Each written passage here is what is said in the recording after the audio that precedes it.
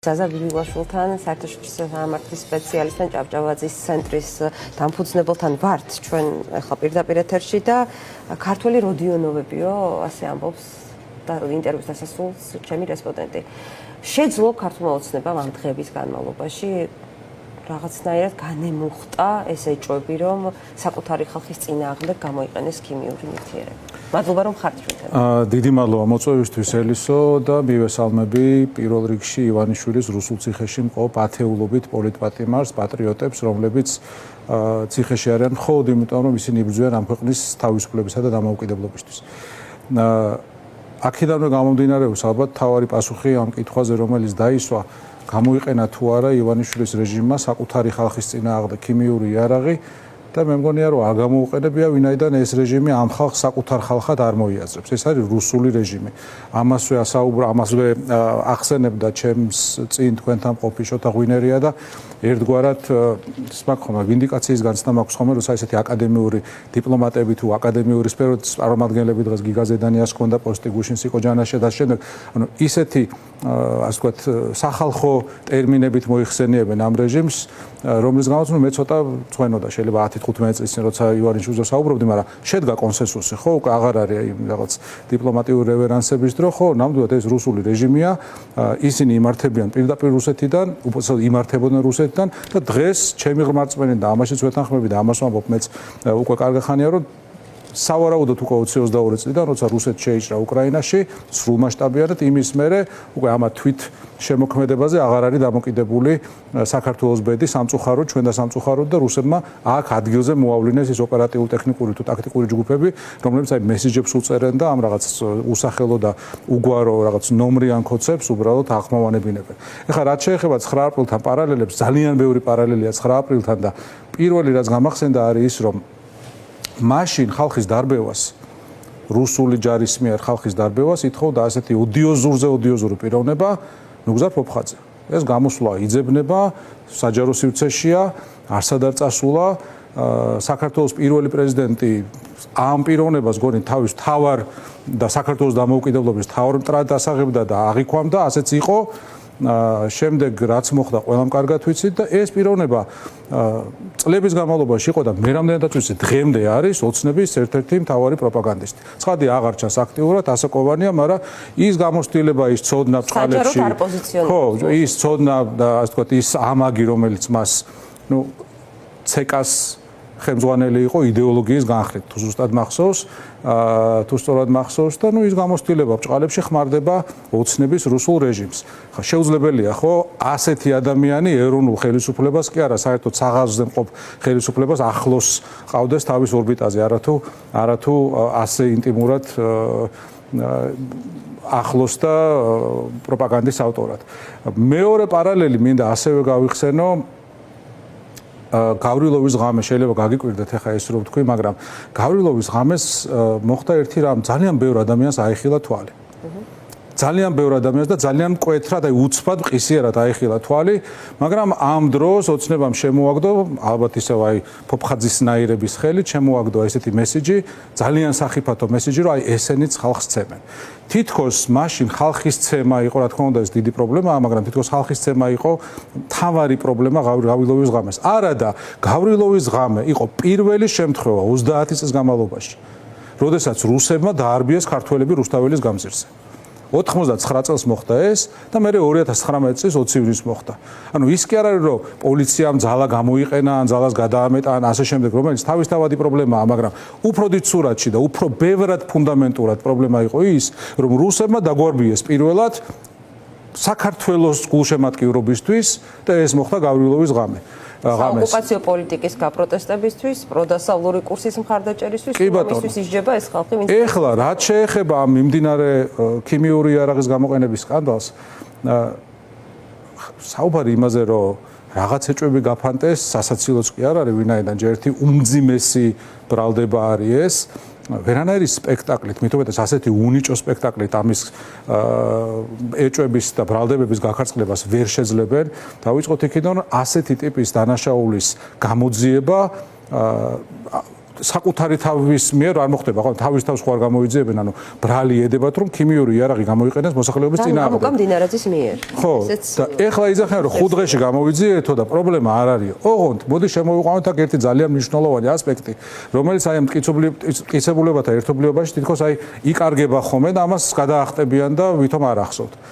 არის ასეთი პიროვნება, გემახსოვრებათ, ბატონი გომელაური, რომელიც ვიღაც რიგითი პიროვნება კი არ არის. ეს კაცი იყო ივანიშვილის დაცვის უფროსი. ამ კაცს რამდენჯერმე პირადად გადაეფარა ივანიშვილი, თქვა რომ ასეთი პროფესიონალი პატრიოტი, ასეთიო და ამას არიკადრებსო, ტყუილს არიკადრებსო, ანუ კაცი არის, რომელსაც აქვს ივანიშვილის პირადი ნდობა, ქონდა პირადი მანდატი. ერთადერთი მიზეზი რის გამოც მოვიდა და საერთოდ რაიმის მინისტრი იყო, რამე იყო და ეხა კიდე რამდენი აქ სავარაუდოდ წაღებული და რამდენს თხოვენ ამაზე დღეს ალბათ ვერ ვისაუბროთ. ერთადერთი მიზეზი იყო ის, რომ მას ჰქონდა ივანიშვილის პირადი მანდატი, ანუ ეს არის ამ ქვეყნის დე-ფაქტო მმართველის წარმომადგენელი. ხო, ამ კაცმა, რომელიც მინისტრი იყო, თქვა და არ გადაუთქვამს, რომ ეს იარაღი, ეს ქიმიური იარაღი მქონდაო ჩვენო, ოღონდ ეგო ნაცემა მოიტანესო, შეიძინესო და გამოთხარესო ნაცემაო კატაო, ხო?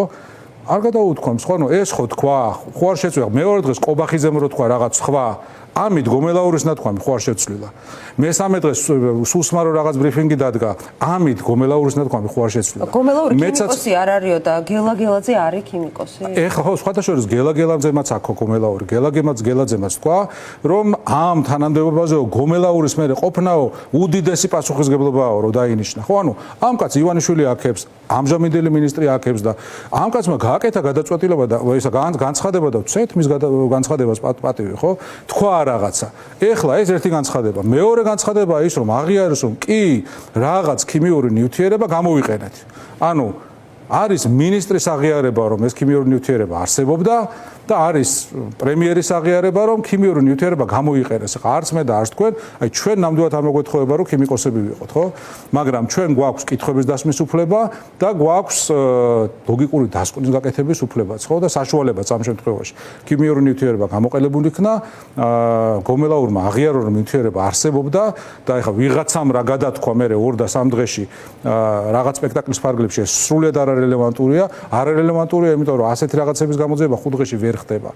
სურვილი რომ არსებობდეს და აქ სურვილი იმ თავითვე იყო, რომ ჩაფარცხულიყო, დანაშაულის დაფარვა მომხდარიყო, სავარაუდო დანაშაულის და არც ერთი ადამიანი არ გამოკითხულა, ხო შეიძლება ძილობის გულისთვის მაინც რამდენიმეს დაუძახო, როგორც აკეთებენ ხოლმე ხშირად, აი მაგალითად, რისთვის ზის ლევან ყაფეიშვილი ციხეში. დაუძახეს რამდენიმე სპეცრაზმელს, იმათმა დადგეს, რომ ვაიმე ძალიან შეურაცხყოფილად ვიგრძენით თავიო, რომ ამ კაცმა 200.000 შემოგთავაზაო ჯილდოთო და გაუშვეს ეს კაცი ციხეში, ხო? აი ესე მაინც ვიღაც მოეძებნათ. სუსტუ ვენდობით მათ თქვეს, რომ გომელაური და ხარება გამოკითხეს ეგრეთ წოდებული ხარება. გომელაური და ხარება გამოკითხავთ.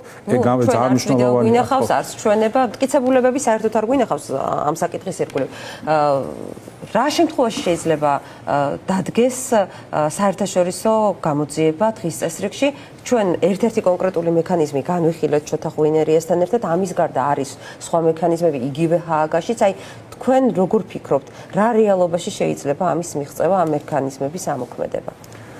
ამ მექანიზმების ამოქმედება დაკავშირებული ახლა მოდ რეალისტურ კონტექსტში ჩავსვათ ეს მსჯელობა დაკავშირებულია ბევრ სირთულესთან. ანუ ერთი კითხვა თქვენ დასვით, რომ ვინ უნდა მიმართოს, მეორე კითხვა არის ვინ უნდა აწარმოოს გამოძიება და მესამე ალბათ და მთავარი კითხვა არის ის, რომ ეს აღარ არის 20 წლის წინანდელი სამყარო და 25 წლის წინანდელი სამყარო, ეს არის სამყარო, რომელიც ჩვენ თვალწინ იცვლება. იცვლება ფუნდამენტურად და საქართველოს საკითხი აქ რუსულ მართლა კაცჭამია, ანუ პირდაპირ მნიშვნელობით კაცჭამია არ იყოს, იმიტომ პოლიტიკური კაცჭამია ყავს.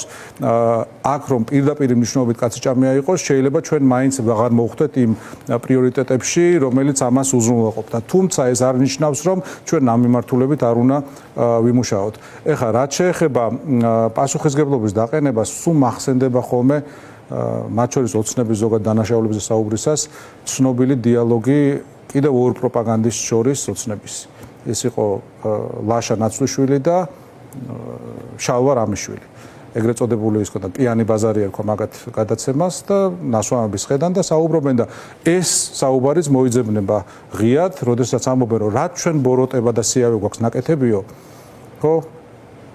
აღარ დავასრულებ რა დასასრულს ვარაუდობს და ხო რამდენი გვაქოდა ხო მაგრამ რაც არის ის ხალხმაო წარმოიდგინე ხო აი ერთ-ერთი მე მგონი ერთ-ერთი მცირე რაც ხალხმა არ იცოდა და მაგალითად ეხლა გავიგეთ არის ეს ამ ყველაფერს აი სიმართლის დადგენა სჭირდება დრო და როდესაც გადაბრუნდება ურემითო, როდესაც რაღაც ფუნდამენტურად შეიცვლება, აი წამოვა ხო? განსხვავებით იგივე წინა ხელისუფლების დროიდან ხა. წინა ხელისუფლების დროს მუშაობდა რუსული პროპაგანდა, კგბ-შნიკური პროპაგანდა სრული მასშტაბით და სხვათა შორის იქიდან ხა ნაწილი აქეთ არის გადმონერგილი. სამომავლოდ, ასე თქვა და მოვა ამაზე საუბრის დროს, მაგრამ პრაქტიკულად ყველა მითი რომელიც არსებობდა მაშინდელთან დაკავშირებით ჩამოიშალა, ხო? რა ვიცი ხა, ნახეთ, აი უკრაინაში მოხდა მაიდანი და მე შევიდნენ იანუკოვიჩს, იქ ოქროს უნიტაზები ქონდა, მართლა ოქროს ზოდები ქონდა და ასე შემდეგ, ხო და რა ვიცი, სააკაშვილს ერთი გაუბედურებული ვენახი აქვს სყვარელში, ხო? და აი ამის მიღმა არ აღმოჩნდა, ხო, არაფერი. სად არის ის ელიტური კორუფცია? იმ ვენახზე. სად არის ლარი ბენზინიდან? სად არის ლარის ბენზინიდან და ასე შემდეგ და ასე. ის ვენახე ხა სასაცილოა თუ ყოფილიყარ თუ გინახავთ ის პატარა სახლი, ხო? ეხა ოცნების გამგებლის მოადგილის, ისა რა ქვია, თანაშემწე არიკადრებს ისეთ სახლს, რაც იქ სააკაშვილსაა, ხო?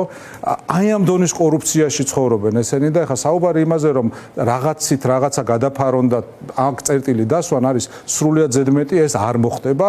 ეს მჯერა ის საკითხია, რომელსაც ვერ ჩამოიყვანენ დღის რიგიდან. შეეცდებიან ამის გაკეთებას, მათ შორის, რა ვიცი, რომელიმე კლოუნს გამოიყვანენ, ისა რაღაცას ალაპარაკებენ, ან შეიძლება ამაზე დიდი დანაშაული ჩაიდინონ, უფრო შემზარავი დანაშაული ჩაიდინონ, რომ ეს დაგვავიწყონ, ეს მათი ხელწერაა. მაგრამ არის რაღაცები, რაც არ ხრება, არის რაღაცები, რაც მუდმივად რჩება და აკუმულირდება და ჩვენ ხედავთ ახლა იმ მდგომარეობას, ოდესაც აი ჩვეულებრივი ადამიანები, რომელსაც მართლა ჩვეულებრივი მიმდინარე პრობლემები აქვთ, თვიდან თვემდე თავის გატანაზე ფიქრობენ, ზოგი სწავლის დასრულებაზე ფიქრობს აი იმ ვითარებაში, როდესაც რეალურად სწავლა განათლების დასასრულს აანონსებენ, ხო ეს უსწავლელები, მაგრამ კალაძის და ყაველაშვილის პატრონები საუბრობენ განათლების რეფორმაზე, ცინიზმის მწვერვალია, ხო? აი ამ ვითარებაში თქვა ჩვეულებრივი ადამიანები ამ ყველაფერს აღიქვამენ აბსოლუტურად მართებულად. აღიქვამენ როგორც პირად შეურაცხყოფას, პირად დაცინვას, პირად გამოწვევას, რომელსაც უნდა ყველა ჩვენგანმა პირადად გავცეთ პასუხი. ეს არ არის პოლიტიკური გემოვნების საკითხი. დიდი ხანია ამას გაცდა. დიდი ხანია გაცდა პოლიტიკური გემოვნების საკითხი. აქეთ არის მთელი ქართველი საზოგადოება, მთელი ქართველი ხალხი, მთელი ქართველი ერი და იქით არის რაღაც, არ ვიცი ხა ხუნტა დავარქვა თუ დაჯგუფება დავარქვა, დანაშაულებრივი თუ რაც გვინდა დავარქვა, ხო, მაგრამ ანუ პატარა ინტერეს ჯგუფი, რომელიც კოლოსალური კორუფციის სანაცვლოდ ყიდის და რეალურად გაყიდა უკვე ამ ქვეყნის მომავალი. აი ჩვენ ვატყობთ, რომ ივანიშვილის რეჟიმს ძალაუფლების შენარჩუნების გზაზე რაღაცა მადა აქვს ულიმიტო, ხო? აი ხვალ ესეც ცინიზმის ნაწილია ადამიანის უფლებათა საერთაშორისო დღეს მესამე მოსმენი დაჩქარებული წესით მიიღებენ ახალ კანონს, ტროტუარზეც უკრძალავენ ადამიანს პროტესტის გამოხატვას. აი აქ ამ გზაზე მუხრუჭი რა შეიძლება გახდეს ივანიშვილისთვის? ერთს დავამატებდი იმას, რომ არა მხოლოდ ივანიშვილი ცდილობს ძალაუფლების გამტკიცებას და კონსოლიდაციას, არამედ გაცილებით უარესად არის საქმე, რუსები ცდილობენ ამ საზოგადოების ტრანსფორმაციას. აი ეს განათლების ეგრეთ წოდებული რეფორმა, სინამდვილეში ანტირეფორმა, ზოგი დეფორმას ეძახის, ამის ნაწილია, რომ ჩვენ წაგუშალონ მეხსიერება, გაზარდონ მომავალი თაობა და თაობები, მორჩილ, უბირ, კითხვების არ დამსმელ უსახურ მასად, რეალურად შეცვალონ ამ საზოგადოების დნმ. ანუ ქართველები, რომლებსაც ჩვენი ისტორია ჩვენი თავი მოგვაქვს როგორც თავისუფლებისთვის მებრძოლი ერი, უცებ გახადონ აი ამ პროპაგანდის მსხვერპლ დაზომბებულ რაღაც მასად. ეს არის მათი მიზანი და ეს ბევრად უარესია, ვიდრე უბრალოდ ავტორიტარიზმი. ეს არ არის უბრალოდ დიქტატორი, რომელიც ხელიდან არ უშვებს სადავეებს მმართველობის, ხო? ეს არის ბოროტი დიქტატორი, რომელიც წამლავს კომპრომისით, წამლავს აი კონკრეტო ეს კორუფცია ხო უბრალოდ ფულის აღებმიცემობა არ არის, არა? კორუფცია არის ის, რომ შენ კონკრეტულ ადამიანს მის გარშემო ყველას წამლავ, ანუ კორუფციაში უშუალოდ მონაწილე კი არა, კორუფციის ბენეფიციარიც კი უკვე საზოგადოებრივად უარგისია. რომ იცის იმან, საიდან მოდის მისი მანქანა, საიდან მოდის მისი ტანსაცმელი, საიდან მოდის ლონდონში თუ მილანში საგულაო ფული და ასე შემდეგ. იცის და ჩუმად არის. აი ეს დუმილი არის ის, რაც აფუჭებს ასეთ ადამიანებს, როგორც მოქალაქეებს და ამაზე დგას ივანიშვილი, ამაზე დგას საქართველოში რუსეთი. ეხლა რამ შეიძლება ეს შეცვალოს? ესეთი გლობალური კითხვაა, მაგრამ შეიძლება შეცვალოს იგივე რახან პარალელი ქონდა 9 აპრილთან. სინამდვილეში ძალიან ბევრი პარალელია 99 წელთან. ეს არის ის დრო, როდესაც რუსეთის იმპერია მართლა ყანყალებს და მას აყალებს ორი გარემოება, ხო, ერთი დავუშვათ საქართველოში არსებობს პატრიოტული ძალები და ეს არის მთელი ქართველი ხალხი და მეორე რაც ბევრად რომ მნიშვნელოვანია, ხო, მეორე არის უკრაინის ფრონტი და მთელი ცივილიზებული სამყარო, რომელიც უკრაინას უდგას გვერდით. აქ ორი გამოსავალია, ერთი ის რომ რუსეთი დაინგრევა, როგორც დაინგრა საბჭოთა კავშირი 9 აპრილიდან 2 წელიწადში და მეორე რუსეთი დაინგრევა ოღონდ ცოტა მერე. რუსეთი დაინგრევა ცოტა მერე. ის გააზიარეთ, ხო? კი, რუსეთი დაინგრევა ცოტა მერე იმ შემთხვევაში, თუ მას ტრამპი მიეშველება დღეს. მაგრამ გავიხსენოთ ახლა ცოტა უფრო ძველი მაგალითი 1938 წელს ნევილ ჩემბერლენი დაბრუნდა ლონდონში, ააფრიალა რაღაც ხელმოწერილი დოკუმენტი, თქვა, რომელიც მან ჰიტლერთან ერთად რომელსაც ხელი მოაწერა მიუნხენში 38 წელს და თქვა რომ მე ჩამოგიტანეთ მშვიდობა ევროპის კონტინენტზეო და ევროპის კონტინენტზე ერთ წელიწადში დაიწყო სოფლიო ისტორიაში ყველაზე დამანგრეველი ომი. ეხლა ის რაზეც დღეს საუბარი მიდის რომ თითქოს უკრაინაში მშვიდობა უნდა დამყარდეს ეგ ვერ იქნება მშვიდობა იმ ფორმით, რა ფორმითაც დღეს მიდის ამაზე საუბარი. ვერ იქნება მშვიდობა. მშვიდობა არ შეიძლება დაამყარო კაცჭამიასთან, რომელიც ყოველდღიურად გემუქრება, რომელსაც გაცხადებული აქვს თავისი მიზნები. იქნება ეს დოქტრინა. შეიძლება რასაც აჩვენებს მთელი ეს წარსული. დღეს იყო სხვადასხვა ხოდორკოვსკის ჰქონდა ამაზე გაზიარებული ასევე ძალიან საინტერესო ჩამონათვალი. თუ რა დაპირდა კონკრეტულ შემთხვევაში პუტინი ხალხს და მსოფლიოს და რა გააკეთა მან ცოტა ხანში, ხო? იქნება ეს ნატოს გაფართოებასთან დაკავშირებული ქმედებები, უკრაინის მომავალთან დაკავშირებული ქმედებები, ყირიმთან დაკავშირებული ქმედებები. თქვა რომ ყირიმი რა შუაშია, ხო, ჩვენ არანაირი პრეტენზია ყირიმთან დაკავშირებით არ გვაქვსო ეს თავის მმართველობის ადრეულ ეტაპზე და ასე შემდეგ და ასე შემდეგ. ანუ ეს არის სახელმწიფო, რომელიც ამ ფორმით ვეღარ იარსებებს. მას სურს რომ აღადგინოს იმპერია და ესეც რაღაც ტიპის ისტორიული ლოგიკაა. მაგრამ მას აღარ გააჩნია იმის რესურსი, ახლა წარმოიდგინეთ, რა ვიცი, 120 წლის კაცია და სულს რო თავიდან დაიწყოს ცხოვრება და ბედნიერება და დაოჯახება და გამრავლება. ხო, აღარ გამოვდის ამ რუსეთს, ხო? აღარ გამოვდის. კი, ცხადია, აქვს იარაღი და ამ იარაღით აშანტაჟებს სამყაროს, მაგრამ სხვა რესურსი, ეკონომიკური, დემოგრაფიული, ფინანსური, ენერგეტიკულიც კი აღარ გააჩნია. ევროპამ შეწყვიტა, მიიღო გადაწყვეტილება, რომ ნულამდე დაიყვანს რუსეთზე ენერგოდამოკიდებულებას, რაც არის გადამწყვეტი სიტყვა ამ ომში.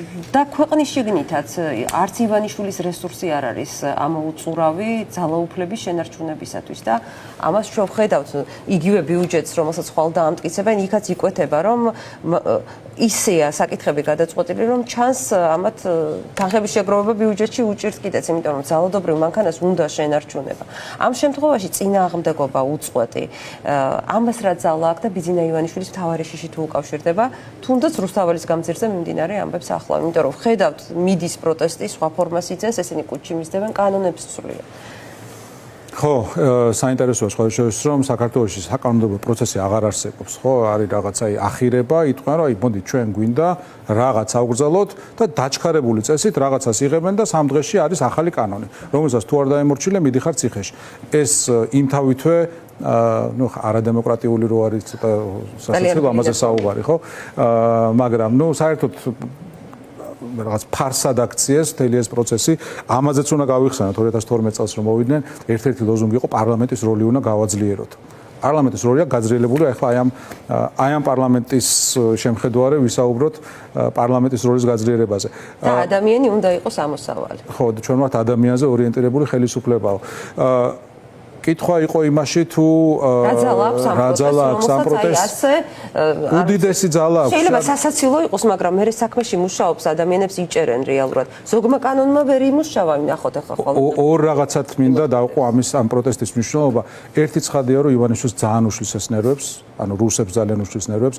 ვერ ხვდებიან, ხო, ანუ ადამიანები არიან, რომლებიც ყველაფერი იყიდეს, ყველა იყიდეს, ზოგი ასე გააჩუმეს, ზოგი ისე გააჩუმეს, აი ყველას რაღაც მოუხერხეს და ქართულ ხარს ვერაფერი ვერ რაღაცა გენეტიკური კოდი ჩანს აი თან მათთვის მართლა დაუჯერებელია არ აღიქმება ხო რა გინდათ ანუ ივანიშვილი ალბათ ამ გაოგნებულია იმიტომ რა ვიცი ვიღაცა 10000-ად ვერ იყიდა 20000-ად იყიდა 20000-ად ვერ იყიდა ასე შემდეგ ხო აი ეს ხალხი ადამიანებს ვერაფერი ვერ მოუხერხა. ეგ ერთი, მაგრამ უფრო მნიშვნელოვანი, იმიტომ რომ დღეს საუბარია ამდენი ადამიანი 300-ია თუ 3000-ია თუ კი დიდაქციებზე ბევრად მეტია, მაგრამ უფრო მნიშვნელოვანი ჩვენი სამშობლოს ხვალინდელი დღისთვის არის რა?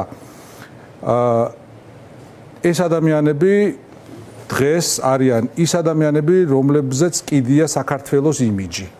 და საქართველოს იმიჯი რატო არის მნიშვნელოვანი? რუსები ახლა გაცილებით უფრო გრძელვადიან ზიანს გვაყენებენ, ვიდრე ჩვენ გონია ივანიშვილი. თუნდაც აი ხვალ რომ აღარ იყოს ივანიშვილი, ხო? რუსები მიუბრუნდებიან, მათ შორის თავისი აგენტების და ჩანერგილების ხელით, ხო, ევროკავშირის სხვადასხვა სტრუქტურაში თუ იქ ლობისტები ყავთ, ბიზნეს დასჭერდა. იტყვიან რომ, კაცო, ეს ქართველები კი მოიშორეს ამათმა ივანიშვილი, მაგრამ ნუ ხო არის ის ხალხი, რომელსაც ივანიშვილი აირჩია, მე აიტანა ამდენი წელი და იქნებ არ გვინდა მათი ყოლა ევროკავშირში. იქნებ ხვალ ესენი გახდნენ მორიგი ფიცოები და ორბანები, ხო და მოდი რა ნუ ვიჩქარებთ. ანუ ისინი აზიანებენ ქართველების როგორც ფუნდამენტურად ევროპელი, ფუნდამენტურად დემოკრატიული, ფუნდამენტურად ჰუმანისტური კულტურის მატარებელი ხალხის იმიჯს. და ის პროტესტი, რომელიც უკვე წელიწადზე მეტია მიმდინარეობს და სხვადასხვა კერა არსებობს და არ ქრება და არ ჩაქრება, ზუსტად ამას ეუბნება მსოფლიოს, რომ არა, ეს ველურები არ არიან ქართველები, ქართველები ვარ ჩვენ. ძალიან დიდი მადლობა. მე მგონი საუკეთესო დასასრულია ამ ინტერვიუსთვის. ძალიან დიდი პატივისცემით იმ ადამიანებს, ვინც მართლაც ერთი წლის განმავლობაში ყველანაირ წდეხს უსწრებენ დრაკონულ ჯარიმებს დაკავებას, მაგრამ დგანან იქ, სადაც უნდა იდგნენ და დგანან ყოველთვის, როცა ამის საჭიროება არის. საზა ბიბილაშვილი პასუხობდა ჩვენი გადაცემის კითხვებს, ის ჩვენი ეთერის ბოლო სტუმარია. მადლობა რომ იყავით ჩვენთან ერთად.